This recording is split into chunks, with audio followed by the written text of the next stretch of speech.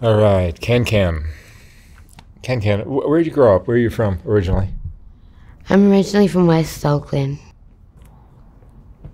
And tell me about your family growing up. Well, my dad was a trick and my mom was a prostitute. I had a twin sister that went to Portland, Oregon to live with my grandmother. She grew up there. I grew up in West Oakland with my mom. My mom was 13 when she had me, and my dad was 49. How do you describe your childhood? Did they stay together long? No, my dad was already married. He had 2 other kids. She blackmailed my dad.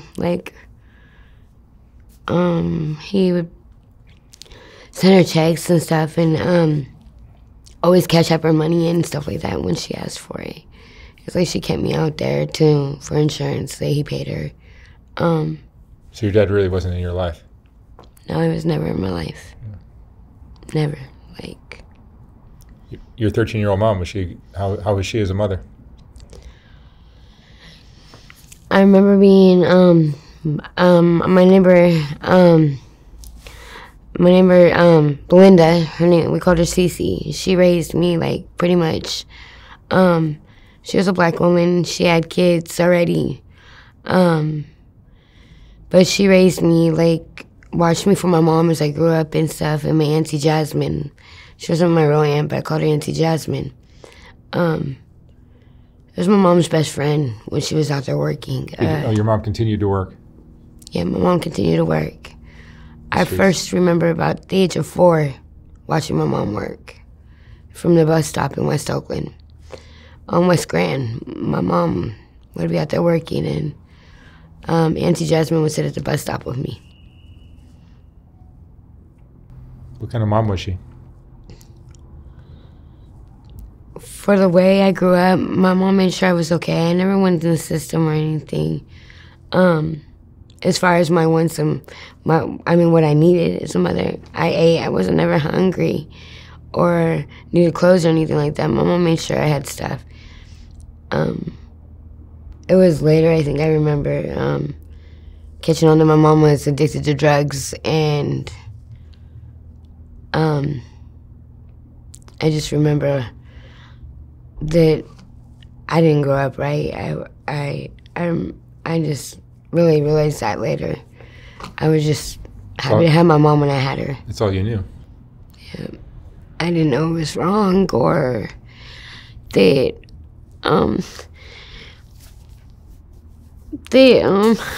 you weren't supposed to be growing up that way. That wasn't normal, I just know mom had to make money and take care of us, and I lived in a house behind Hamburger and Donuts on Athens Street in West Grand, near West Grand in West Oakland. My mom took care of a man there named Clarence, an older guy, so we lived there. I had a small room. I don't remember it was a small room. My mom had a room across the hall from me, and then Clarence stayed in the living room. He had a hospital bed in the living room. Was he a sugar daddy for her, or just a? He was just some kind of old guy, and my mom just took care of, in-home care and stuff like that. Got paid for it, but I don't think he knew a lot of stuff that was going on, or if he did, he didn't act like it. This was for 6 years we lived like this, but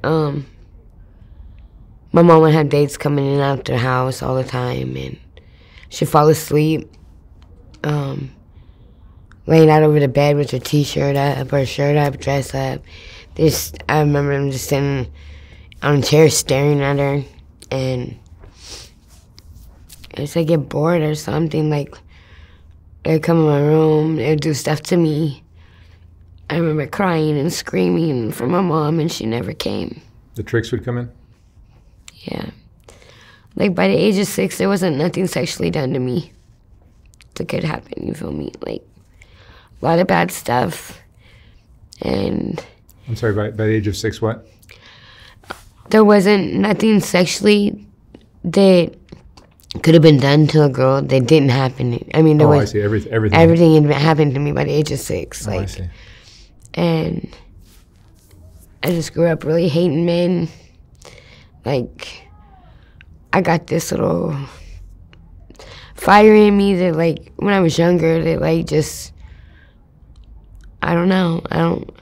I just seen my mom and how she did everything, and I felt like that's why she got money from the man. She never had a man, because that was what you're supposed to do, because men were not, you know. I turned my first date when I was 11 years old. It was one of my mom's tricks that came in the driveway, you know. I remember telling him that he couldn't say nothing to her, though, because I was younger and she would get mad and he would get in trouble.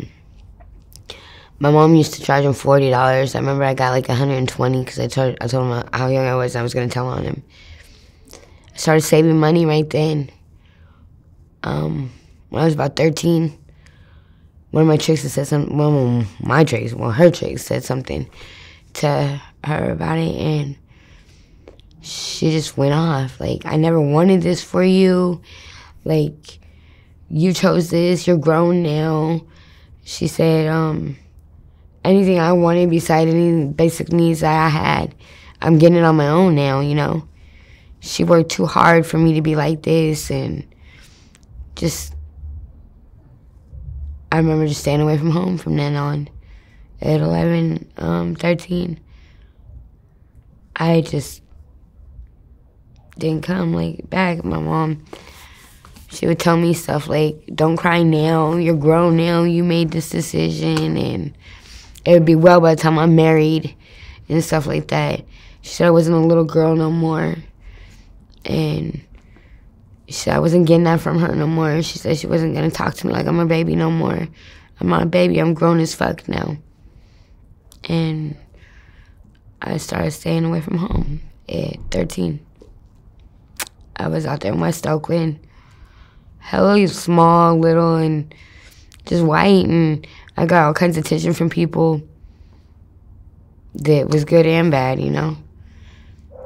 Did you work with pimps? Remember my first pimp when I was 17, I had my first one. He was in West Oakland. His name was Marquise. He picked me up, and him and his brother, Mama had a girl in there already, Angel, and they picked me up, and we went to, it was the first time I ever worked on East 14th in Oakland. He took me out there, and I made money and gave it to him.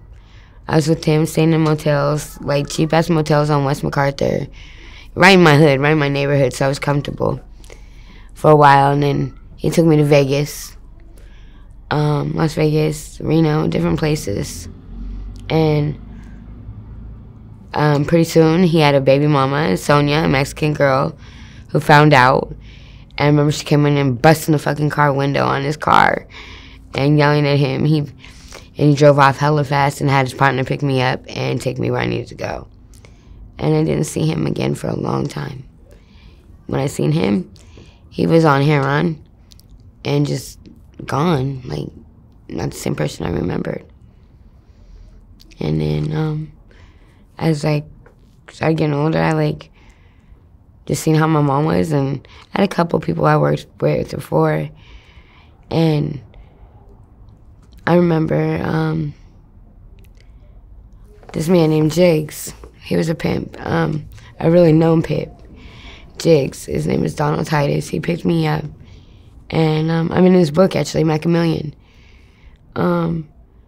He picked me up one day, and I wasn't even 18 yet, I was 16. And he brought me home for his son, Ant. And I worked for Ant for a minute. But Ant didn't know what to do with me, so Jigs cut me loose. When I was 19, he picked me back up again. We helped build a barbershop downtown in Oakland and a lot of things. Then we knocked this female that was underage, and Jigs went to prison for a minute. they used everything against him, and that was really scary. Like, so that's when I quit fucking with pimps after that, because he was like really cool, you know. Because you have all this experience with and without pimps, what do you make of them? Are they a good thing? Are they a terrible thing? It depends. Jigs was a good thing, you know. He showed me a lot of good things in life. He showed me how to live. Like, there was better things in life than just always hoeing, but he made sure you enjoyed the bad and the good things, you know. Didn't beat you, didn't pressure you. But I've seen a lot of bad things happen to girls and even me. Like, I've been tied up, thrown in a trunk. I was videotaped while being raped out here in San Bernardino from Oakland. I was kidnapped and took out there. I was tied up with USB cords in somebody's, I don't even know what it was, garage or basement. Garage or shed or something for 2 days. I was beat up and raped and then videotaped it and hella shit. I don't know how I got out of there and ran, and then I ran, and over there was some man in the doing the street sweeping or something like that. He was cleaning the streets right there, street sweeping, because a big brush was on the truck. I remember hearing him, and he helped me. He got me up out of there. Yeah. Have drugs been a part of your life? Wasn't late until later, like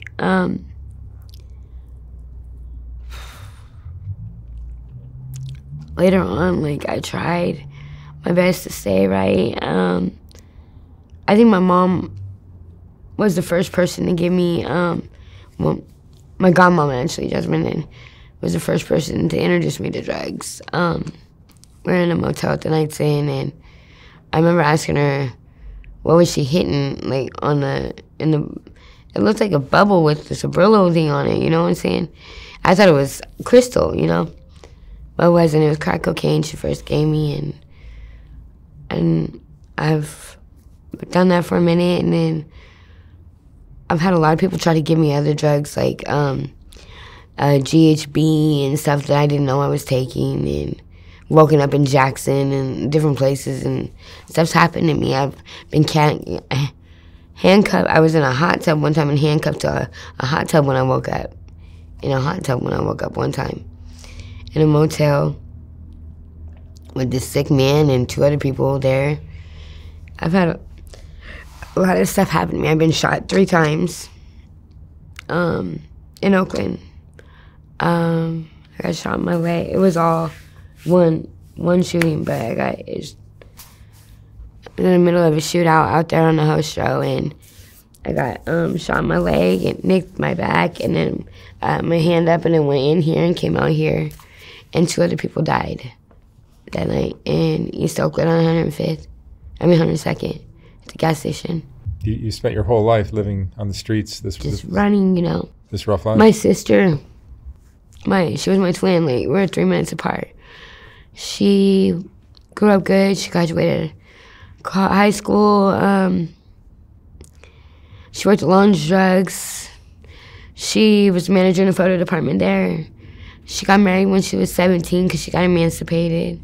Still did good. Has 4 beautiful kids. And she died last year. She fell off the back of a motorcycle. And the helmet she had on didn't have the proper novelty. It was certified with the novelty dot, but it wasn't certified. It had the dot, but it wasn't certified. And I sometimes think I wish it was me, you know. She had so much to live for. I don't know, she just did so much better than me. She had a chance, though. I wish my mom would have given me that chance. For real. Like, I don't know why I had to grow up in the middle of all this stuff, but I did.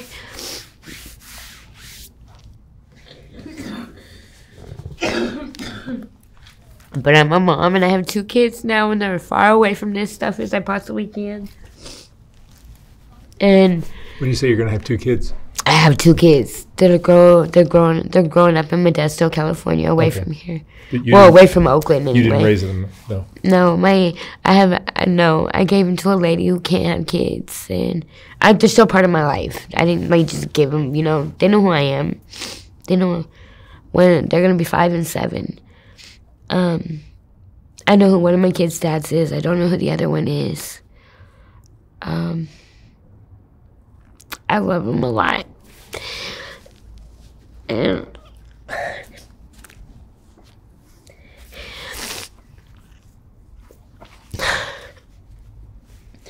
just recently, 3 weeks ago, I ended up in LA, but I like just trying to start all over and do some things different. Get away from a lot of the stuff I was introduced to down there. And I'm out here in LA now trying to make things different. What are you doing here? Are you working the streets? I am, but I'm not. I'm doing things different. I have less people in my business, and I'm not out there putting myself out there, like, to be hurt and stuff like I was in Oakland. Like, Are drugs a part of your life still? a little here and there, yeah, they are. I'm not gonna lie, they are, but it's what get me through things right now. Still crack? Yeah, that's it. The only thing I did. I'm scared of anything else, so Yeah. I know I do want to live. Did you feel loved when you were a kid? By who? Your mom, or certainly not your dad? No, I really did. My grandmother, I think, I thought she loved me. I tried to tell myself she did, but my sister was her favorite. It made me really feel like rejected. I thought the men that wanted me loved me, or I let people just use me for the feeling of being wanted or needed. And that's how I think I felt accepted or wanted and needed or loved, anything. It's because I just wanted the feeling of being wanted, you know? Yeah. No matter how it was, I was wanted. If you could have changed one thing about your life, what would you choose?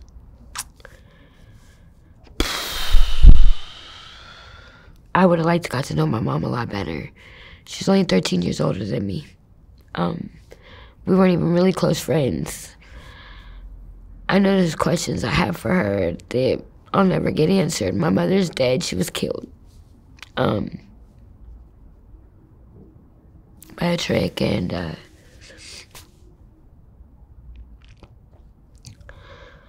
I would think I would just want to know her better, like a lot of things. I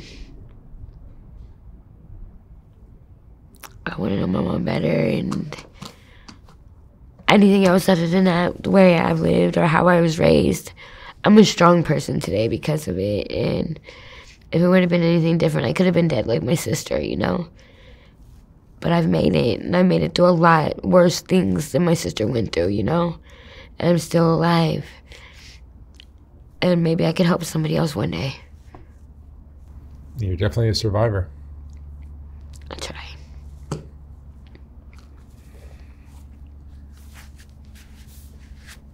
What's your biggest fear now? Huh? What's your biggest... How old are you? 31. 31. What's my biggest fear right now? Yeah, what's your biggest fear? I constantly get checked for diseases and shit like that, so I know I'm clean. That ain't it. My biggest fear is it's just being alone.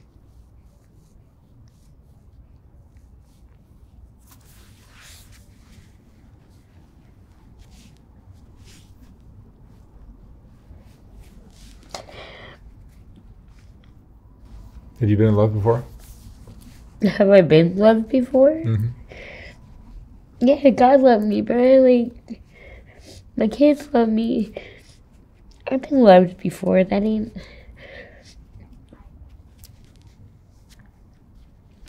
it's just so much happens to me. Like, this happened to me. It's like,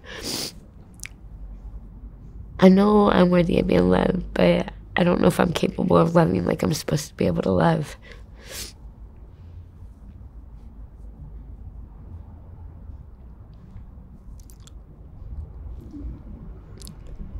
It's hard. Like,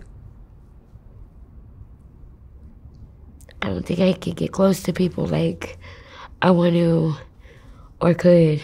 I think I have some kind of, just like everybody in my life that I've gotten close to has just turned out to fuck me off or just sell me in some way or another. Or abandon me. What emotions do you deal with most?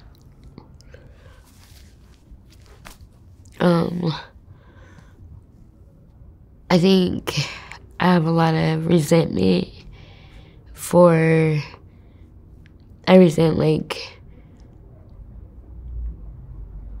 not being able to give, not being able, I don't know, just not being able to see what people's true intentions are or what they mean, because I can't. It's my defensive skill, like not to be just not. And I have a lot of, I don't know, I'm not, I have feelings inside like that I can't explain sometimes, because of different ways I've grown up and stuff, like the feelings that you shouldn't be having at 32 about life, and just feel misunderstood, like really. And I just kind of want to be understood and just know, everybody know I try my best. I try with all of me to do whatever it is I can to make whatever task it is I have happen, you know? I just don't want to be a failure to myself, like, for real. Like, I don't like letting myself down. I don't like letting people hurt me, because I don't blame them. I blame myself because I let it happen. I feel like I let a lot of shit that's happened to me in my life happen to me because I was put in that situation, you know? Well, I mean, you weren't really given a good set of parents and unconditional love as a kid. You gotta find your love somewhere and somehow out there, like. You had no role models that were worthwhile. None good, anyway.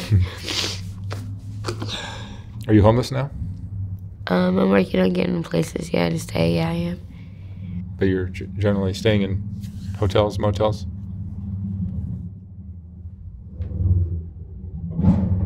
What makes you happy? Waking up tomorrow, I don't know. What makes me happy? Just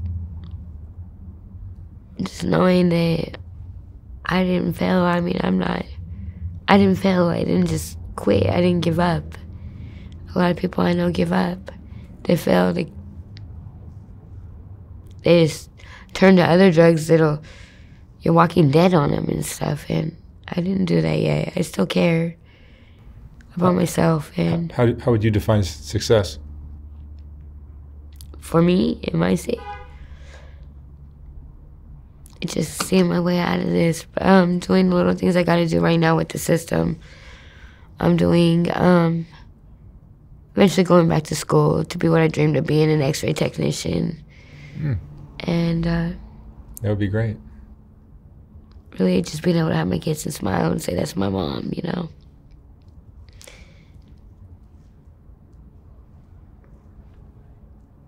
Do you have any good memories of your childhood at all?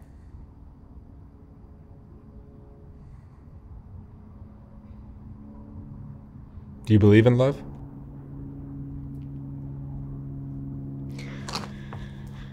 Yeah, but you gotta love yourself first. And I'm learning that it's a deep process, for real. 31, I'm just now starting to see that I deserve better.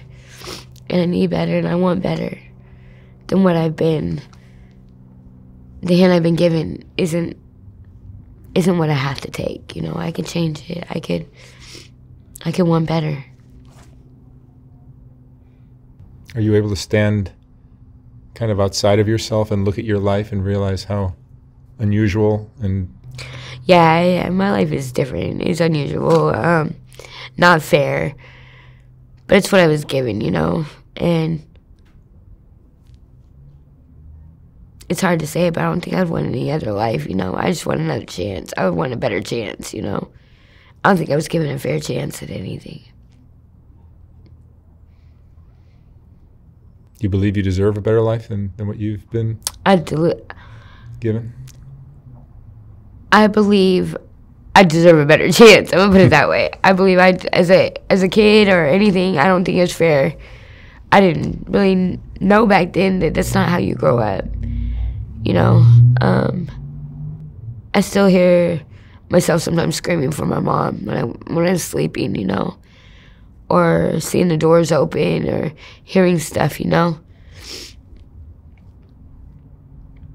And I still hear myself screaming for her. Like, I never thought she ever could hear me, you know. I thought she was sick or something asleep. It's crazy how we, as children, no matter who your parent is, your mother or father could be the best or worst person in the world, and you still long for their love and attention. Even though your mom was out there walking the streets at 13, 14, 15. She did everything she could to take care of me, though. She did. My mama did. And herself and her habits, everything. She was fairly functional, it sounds like, for being a drug addict. She kept a roof over her head. Yeah, she made sure I ate. I was never hungry. And I think that would be one of my biggest fears, like, if I would have seen anything different, you know? I don't know how I could have had kids like she had them out there, like... She had how many kids? My mama ended up having 6 kids. How many different fathers? Me and my sister are the only ones with the same father. And your sister, who did well... is dead. Was raised in a different house? Yeah, she was raised in Portland, Oregon with my grandmother. And you got... I got stuck here with my mom. Yeah. And I didn't ever understand how that happened. She was older than me. I was younger, so it wasn't, you feel me? Maybe it was just the firstborn. I don't know how she got picked. I don't know. I'll never know. They're all gone, my grandmother, my mother, and my sister. When did you quit school? I graduated high school. I did do that. I got to that. I got my GED. GED. Yeah.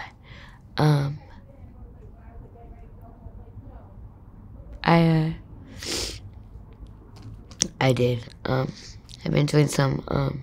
I did some online classes for Edaloni for college. I majored in early childhood development and psychology. Yeah. You're very resilient. Just trying. Just trying. How do you see the world? Do you see the world as a cruel place, or? Well, where I come from, like, there's different ways to look at it. I see the world's full of opportunities and options and stuff. And I unfortunately just wasn't given all that, though. But I could be an angry, bitter person and mad at God and mad at everything that even brought me into the world in this fucked up way. But I'm not, you know. I just gotta make my way up out of it. And I hope one day I do. John, what would you say is the most important lesson you've learned in your life?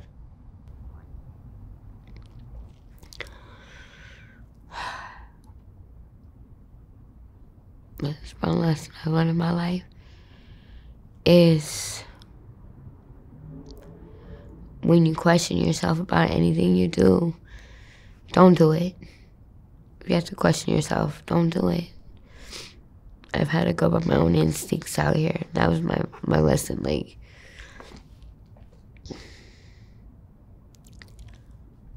and if you're gonna do anything, do it for yourself. Don't do it for nobody else. Especially when it comes to your life and putting it out there. Tell me about some of your tattoos. You have Daddy's Girl on your right arm. Yeah. Yeah. Who's that? One of the guys I was with. Hmm. Then I have Vito, Crazy Life, my Vito Loca. I have Don Marquis. I was with him for 5 years. That's a pimp? Yeah. My mama, her ashes are in there. That's Linda. My grandmother, her ashes are in there. My best friend. I like dice. They don't lie. Money signs. Love and loyalty. Integrity. My sister. My crown.